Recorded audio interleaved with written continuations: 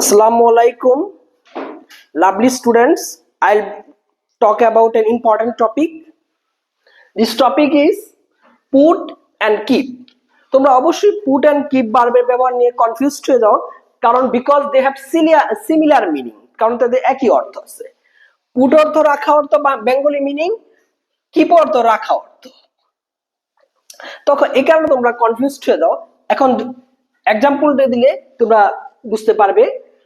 Temporarily মানে সাময়িকের জন্য। Example হতে পারে এরকম, পুট দ্য বুক, বইটি রাখো অন দা টেবিলের উপর বইটি রাখো, এটা সাময়িকের জন্য রাখা। সিমিলার এক্সাম্পল, পুট দ্য কি, চাবিটা রেখে দাও অন দা বেঞ্চের উপর রেখে দাও, বেঞ্চের উপর রাখো চাবিটা, এটা সাময়িকের জন্য। পুট দা কাপ, কাপটি রাখো অন দা টেবল, এটা টেবল হতে পারে টেবিলের উপর। এগুলো সাময়িকের জন্য রাখা। পুট অর্থ এখানে রাখা, সাময়িকের জন্য। আর কিপটা হলো রাখা পার্মানেন্টলি, স্থায়ীভাবে। এটা হতে পারে এক্সাম্পল দেখো, কিপ দা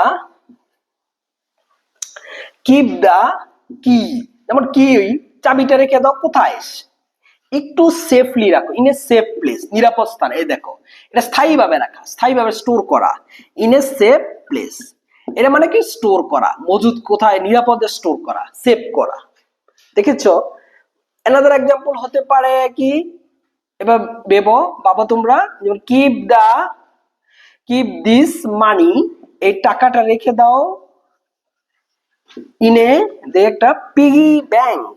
পিগি ব্যাংক মানে হলো, জানো তোমরা হয়তো জানো না, মাটির তৈরি ব্যাংক রেখে দাও, বা অন্য ব্যাংকে রাখা, মানে স্টোর করো। কিপ এখানে স্টোর করো। আর পুটের মতো অস্থায়ী, মানে স্থায়ীভাবে, পার্মানেন্টলি। আরেকটা এক্সাম্পল হতে পারে, কিপ মাই ডকুমেন্টস, আমার ডকুমেন্টস গুলা রেখে দাও ইন দা আলমিরাতে। In this way, you can make a lot of sentence. If you watch my video, I think it will be clear to you. There will be no confusion between put and keep. Thank you watching for this video.